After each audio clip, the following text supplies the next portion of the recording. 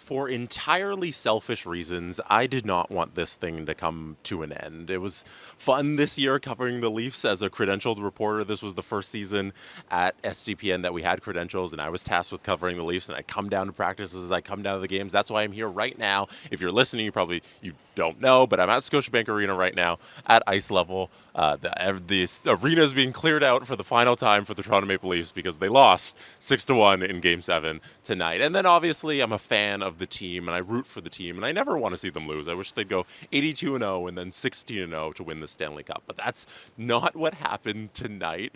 We have to talk about what we witnessed on the ice, and that was a repeat of what happened in game number 5 of this series, where it was total domination for the Florida Panthers. And like, if you want to hear us get into the intricacies of the game and the plays and each goal and all that stuff, you can listen to Steve Dangle podcast. We'll do a big breakdown of all that stuff. You can listen to the LFR as well, Steve Dangle's LFR, where he'll do, I assume, a long soliloquy on everything that happened this season and in this game. What I want to do here is take a little bit of a step back on this team as a whole and kind of what was lost tonight with this loss. Because first of all, we'll start at the top. Like, Brendan Shanahan has had this core for over a decade, and he has 2 series victories to show for it under his management. His contract is up this season, and there isn't much reason to bring him back as president. And I think that's the biggest story after this Game 7 is,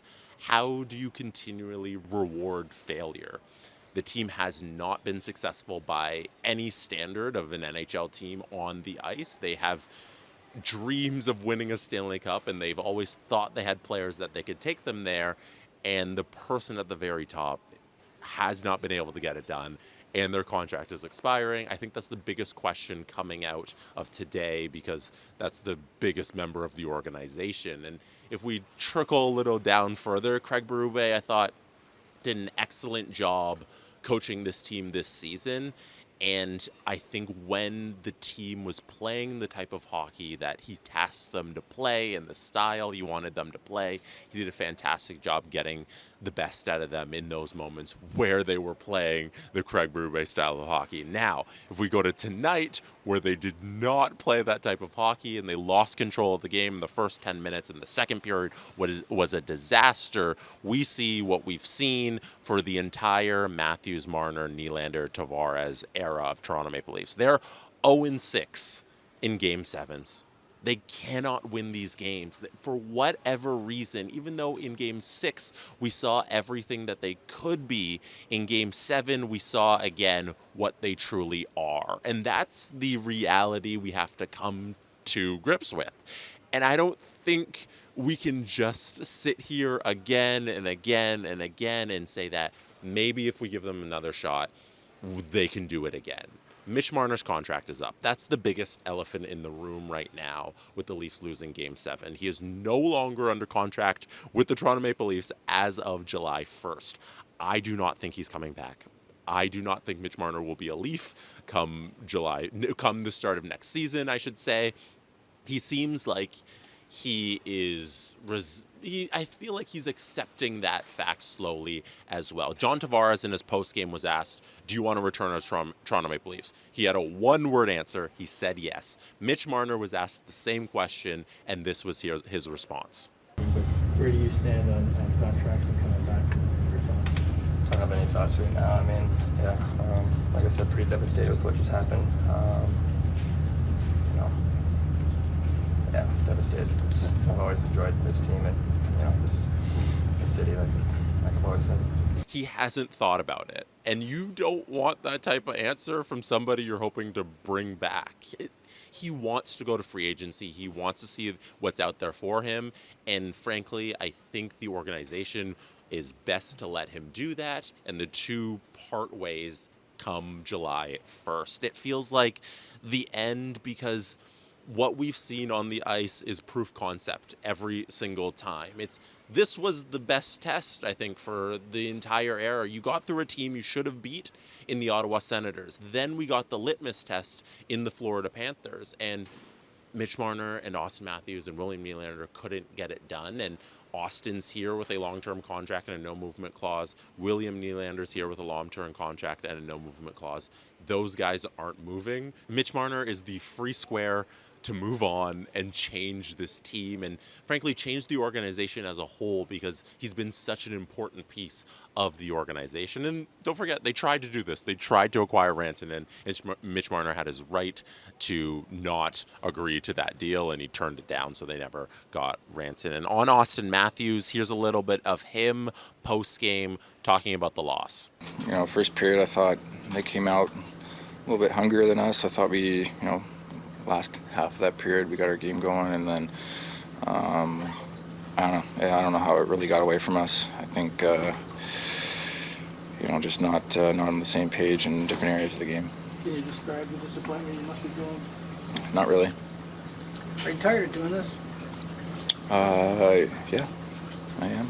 I think we all are. I think there's 31 teams that go home very disappointed, and obviously we're one of them, so it's not a great feeling. Obviously devastated, but we have to talk about how we talk about Austin Matthews now. I'm willing to have that conversation if we're doing big picture things, and I think he's proven that we have to drop him from that upper echelon of tier of player if he can't ever win the big game. This is where you are tested as a pro athlete, as an NHL player, on what matters most. It's when you can win these games, and it's becoming more and more irrelevant that he can put up a bunch of goals in the regular season, because whether you want it to be his fault or not, I know he scored in Game 6, but they always score ahead of the big game. I wanted to see a performance from him for the ages, and we've never gotten that. Like I said, 0-6 in Game 7s. The Leafs are, and Matthews does not have a goal in any of those. So that's on Austin Matthews. On John Tavares, I think the Leafs probably bring him back on a deal that is comfy for both sides. I would consider moving on from him. I gotta weigh the options on what's out there, because I would love to see the team have an overhaul with the pieces that you have, the Matthews, Nylander, Nyes kind of pieces there. And I'd like to see what it might look like without JT and without Mitch Marner. But if the deal on Tavares is good enough, I think you bring him back. I think there's a lot of stuff to weigh on the Tavares piece, so I'll leave that there for now. And lastly, Craig Berube, who did not have a lot of answers for us post-game, and frankly didn't want to talk about the answers on what might have gone wrong, but he did hint on it and said that playing a team game, and when you're not coming in and playing a team game, that's how you lose these games. Here's him talking about it. They came hard the first 10, 11 minutes. We weathered that storm. I thought we started to come, took a penalty, killed it off.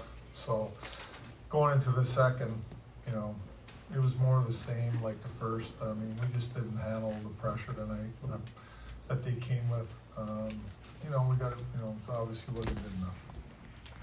Quick segue. Game 5 and Game 7 looked a lot alike. How do you explain those two performances at home? Well, I don't know. That's the frustrating part, that we put ourselves in a good spot in both games coming home, and we just had disappointing games for sure. Go down there and win a Game 6, play extremely well.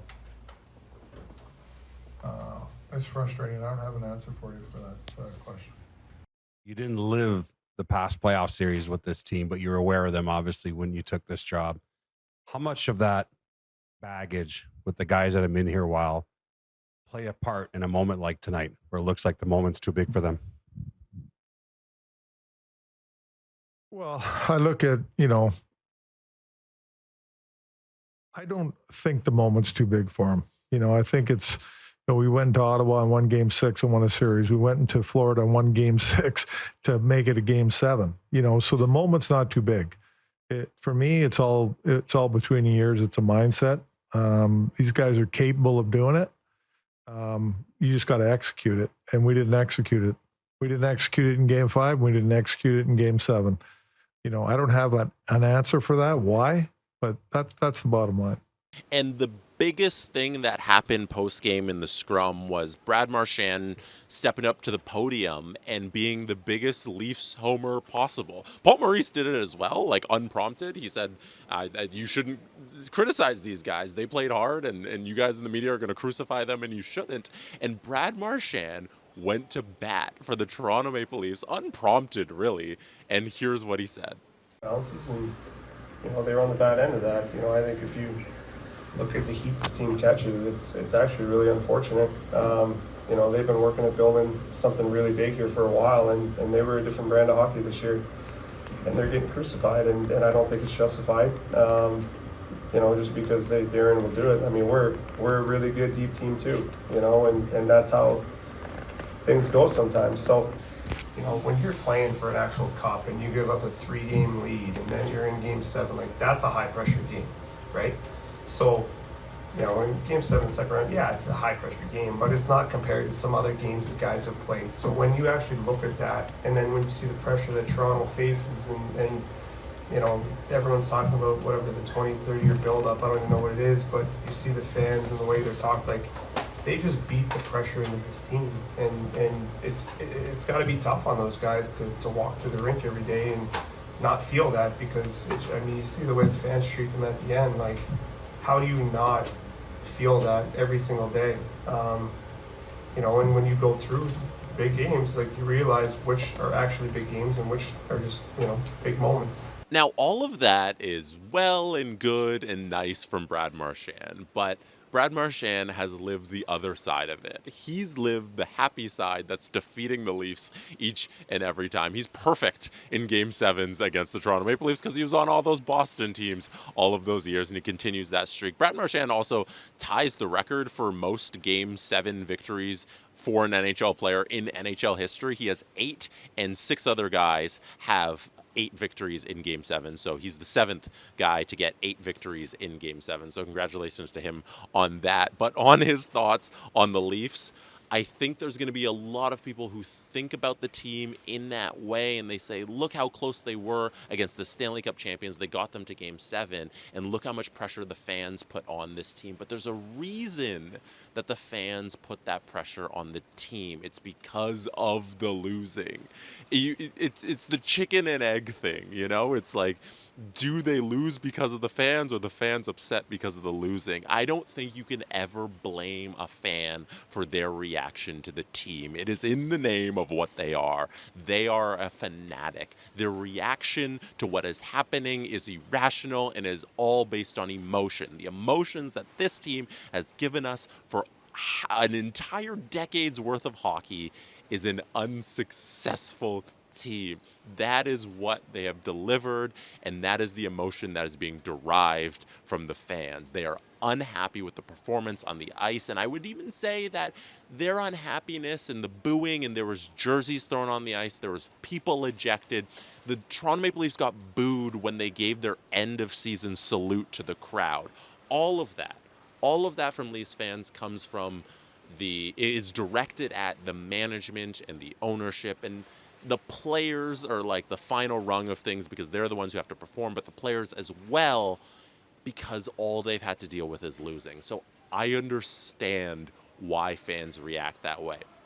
Do I wish that fans were entirely positive the entire time and they just rooted on their favorite players through thick and thin? Yeah, but that's not reality of the team losing and making them feel not great, and then them reacting that way by booing the team. Like, that is the reality of the situation, and I would never criticize a fan, as long as they're being respectful, obviously. And, like, the jersey thing on the ice, I don't think it's very respectful, but I understand the emotions that went into doing that.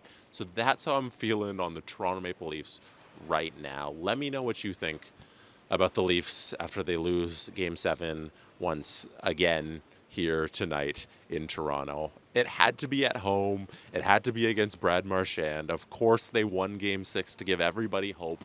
And of course, it was an ugly, ugly, ugly loss. That's it for me from Scotiabank Arena for today. Hopefully, I'm back here next season. I'll be back here for locker cleanout day to talk to the players as they head into their summers. But no more games. No more practices here, morning skates from the rink, none of that. it's an end to something really fun, but there's more hockey to be played in September and October for the Toronto Maple Leafs, and that's what we have to look forward to now in terms of the team getting back on the ice. That's a little depressing. I shouldn't have ended that there.